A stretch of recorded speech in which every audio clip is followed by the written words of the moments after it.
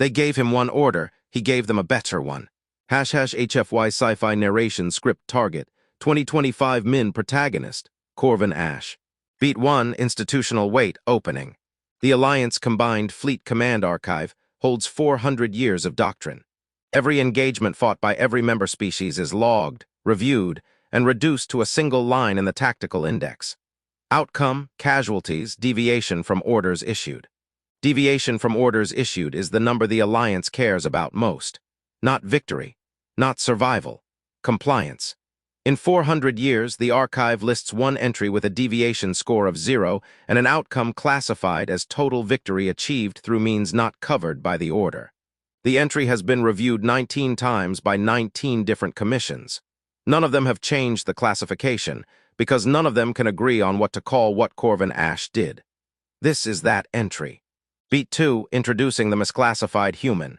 Corvin Ash held the rank of Tactical Liaison, 3rd class, which was the Alliance's polite way of saying he was allowed to speak in meetings but not to be believed. 3rd class was where humans were kept. Not because the Alliance doubted human courage they had plenty of evidence for, but because human judgment, according to the compatibility directive of the founding charter, was considered too unpredictable to trust with independent authority. He had sat through 11 briefings on Station Kestrel Hold without being asked a single question. He answered anyway, when he thought it mattered, and was thanked in the tone people use for a clock that has told them the correct time by accident.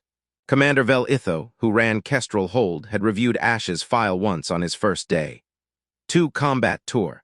A citation for restraint under fire, which Itho found almost funny. Restraint was not a word the compatibility directive associated with humans. He closed the file and did not open it again. That was the mistake 19 commissions would later spend 400 pages trying not to say out loud. Beat 3, the order. The Drathi fleet came out of the dark side of Kestrel's moon, 11 hours ahead of every projection the Alliance had run. 41 warships against a station built to hold 9. Itho had time for one transmission before the jamming closed the channel, and Fleet Command's answer arrived 9 minutes later, already out of date. Hold position. Reinforcements in 6 hours, do not engage. 6 hours was the number a fleet planner had written on a different day, for a different threat estimate, and nobody above Itho's pay grade was going to revise it before the jamming ate the signal for good. Kestrel Hold had shields rated for maybe 40 minutes against 41 ships. Everyone on the command deck did that math at the same time, and nobody said it out loud, because saying it out loud would not change the order. Ash did the math too. He came to a different number. Beat 4, setting the trap, antagonist establishes pressure. Drathi Fleet Marshal Korvax Thane had built his reputation on stations exactly like Kestrel Hold. Isolated, undersupplied, ordered to hold rather than run. He knew the Alliance chain of command as well as any Alliance officer did. Better in some ways, because he had spent 30 years exploiting the gap between what an order said and what a commander was actually able to do with it. His plan for Kestrel was simple. Sit outside shield range. Let the defenders watch the clock. A station told to hold position and do nothing else will do exactly that, because deviation from orders issued is a career-ending number for every species in the Alliance except the one species arrogant enough, or simply unbothered enough, to treat orders as a starting point instead of a cage. Thane had fought humans twice before. He had filed a report after the second engagement, 3 lines long, that no one in Drathi Command had taken seriously. Human forces execute stated objectives through unstated methods. Recommend explicit, exhaustive orders when engaging human-crewed assets. Nobody at Kestrel Hold had written orders exhaustive enough to stop Corvin Ash. Nobody had thought they needed to. Beat 5, Ash's read of the order. Ash reread the transmission twice. Hold position, reinforcements in 6 hours, do not engage. 3 clauses, the first 2 were about the station. The third was the only one that mentioned a person, and it didn't name one. Do not engage was written for Kestrel Hold as a whole, its guns, its shields, its combat wing sitting cold in the launch bays. It said knowing about a liaison officer with no combat command authority, no assigned weapons system, and a shuttle he was technically permitted to use for personnel transfer.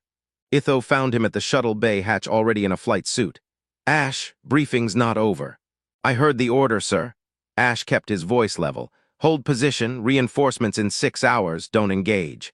Then get back to the deck. The station isn't going to engage. Ash met his eyes. I'm not the station. Itho didn't have an answer to that. Nobody had written one. Beat 6, authority figure subplot, the one who almost stops him, then doesn't. Second Officer Rayu Kam had spent 4 years believing the compatibility directive was correct. She had watched human officers get passed over for command twice in her career and told herself, both times, that the system knew something she didn't. She was the one who could have stopped Ash. She had the deck authority to order security to hold him at the bay. She stood at the console with her hand over the comm for 11 seconds, long enough that she would remember counting them later in every retelling. What stopped her wasn't sympathy. It was arithmetic. 40 minutes of shields against 41 ships left the station with nothing to lose by letting one unarmed shuttle fly, a mission nobody had authorized and nobody could name. If Ash was wrong, Kestrel Hold died in 40 minutes regardless. If he was right, the 6-hour number stopped mattering. She took her hand off the comm. Itho, let him go. Itho looked at her the way a man looks at someone spending his career on someone else's judgment. Then he nodded once, because he had run the same arithmetic and reached the same door. Beat 7, what Ash actually did. Ash did not fly toward the Drathi fleet. He flew away from it, along the debris shadow of Kestrel's moon, transmitting nothing, running dark on a signature so small it registered on Drathi sensors as rock. He wasn't going to engage 41 warships. He was going to talk to the one asset in range that outranked every gun on the station. The automated relay buoy sitting derelict at the edge of the system, a 40-year-old piece of Alliance infrastructure nobody had bothered to decommission, because decommissioning it required a form nobody wanted to fill out. The relay buoy had one working function left. It could broadcast a distress beacon on the old precompatibility frequency band, a band the current Drathi fleet, built and crewed after the last treaty revision, had no listening protocol for. But the previous generation of Drathi command ships did. Fleet Marshal Thane's own flagship, the oldest hull in his formation, still carried the receiver as a legacy system nobody had stripped out. Ash didn't need to fight the fleet. He needed the fleet's oldest, most decorated ship to hear a 100-year-old signal indicating a second Alliance battle group, inbound on a heading Thane's. Newer ships weren't equipped to detect independently. And he needed Thane's own crew, trained to trust their flagship's superior sensor suite over the junior ships around them, to believe it first. Beat 8, the trap turns. Thane's tactical officer flagged the signal within 90 seconds. Thane dismissed it as relay noise until his own bridge crew, trained for 30 years to trust the flagship's legacy sensors over anything a junior hull reported, pulled the data themselves, and confirmed a contact profile matching a full Alliance battle group, decelerating on an intercept vector, 6 minutes out. It wasn't real. There was no battle group. There was a 40-year-old buoy transmitting a recorded signature pattern Ash had pulled from the Alliance archive that morning, during a briefing nobody thought he was paying attention to. But Thane didn't know that, and more importantly, Thane's own doctrine didn't let him verify it fast enough. His report on human forces, unstated methods, recommend exhaustive orders, had never once considered that a human might attack the fleet's confidence in its own sensors instead of the fleet itself. Thane had 30 seconds to decide whether to press an attack on a station he believed defended by an incoming battle group, or preserve his 41 ships against a threat with no confirmed size. He chose the number every commander at his level was trained to choose. He pulled back to the system's edge to reassess. Kestrel Hold's 40 minutes became 6 hours without a single shot fired. Beat 9 reinforcements arrived to silence. When the real Alliance relief fleet dropped out of transit 5 hours and 41 minutes later, the Drathi formation was still sitting at the system's edge, cautious, waiting for a threat that had never existed, giving the Alliance battle group a clean, unopposed arrival. Thane's retreat order went out before the Alliance ships were even in weapons range. He would file, 3 days later, a second report to Drathi Command, 4 lines long. Recommend permanent reclassification of human tactical personnel. Threat is not combat capability. Threat is doctrine itself. Nobody in Drathi Command took that report seriously either. That would turn out to be their second mistake regarding Corvin Ash, though not their last. Beat 10, Command Deck Reckoning. Ash brought the shuttle back into Kestrel Hold's bay with 40 minutes of station shield life still theoretically remaining. and 11 minutes of actual fuel left in his own tank. Itho was waiting at the hatch, so was calm. "You didn't engage," Itho said. It wasn't a question. He'd already pulled the shuttle's flight log. "No, sir. You used a decommissioned relay to fake a fleet signature and broke Fleet Marshal Thane's confidence in his own sensor suite." "The order said don't engage the enemy fleet, sir." Ash's voice stayed level, same as it had at the bay hatch 6 hours earlier. "I didn't. I engaged his data." Itho stood there long enough that the silence became its own kind of answer. Then he did something Kestrel Hold's command deck had not seen him do in 2 years of service. He laughed, once, short and involuntary, and looked at Calm like a man checking whether someone else had heard the same impossible thing he had. Beat 11, the 19 commissions.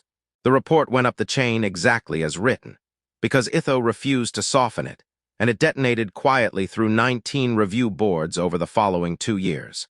The compatibility directive had no category for an officer who followed an order to the letter while making the order's underlying assumption. That only combat counted as engagement, completely irrelevant. Some boards antied to commend him.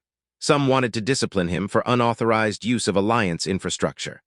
One wanted both in the same paragraph and got overruled by a third that pointed out you cannot court-martial an officer for excessive compliance with a lawful order. Ash was called to testify twice. Both times he gave the same answer in the same flat, unbothered tone Itho remembered from the shuttle bay. "You told me not to engage the fleet." "I didn't." By the second hearing, the board had stopped asking him to explain himself and started asking, instead, what else the compatibility directive had gotten wrong about human command judgment. Nobody on the panel had a comfortable answer. Beat 12, closing 3-word line. Corvin Ash never received a formal command posting. The Alliance's institutions moved slower than the truth they had been handed at Kestrel Hold, and 19 commissions were not, in the end, 19 decisions. They were 19 ways of postponing one. But Kestrel Hold's crew stopped calling him third class. Rayucom requested him for her next posting by name and got him. And in the archive, beneath the entry that 19 commissions could never agree how to classify, someone, no record shows who, added a single line to the outcome field that every subsequent reviewer left untouched. Order followed exactly. End script, approx. 2,950 words / 2022 min narration at standard HFY pacing. # notes for production. Style matches prior scripts. No exclamation marks, plain dialogue tags, silence used as beats, comms 11 seconds, Itho's pause at the hatch. Antagonist, Thane given interiority and a prior report on humans, consistent with your preference for antagonists who are competent, not cartoonish. 3-word closer, order followed exactly. Echoes the compliance theme from the title's twist. Ready to proceed to scene-by-scene AI image prompts. Previous projects ran prompts whenever you want.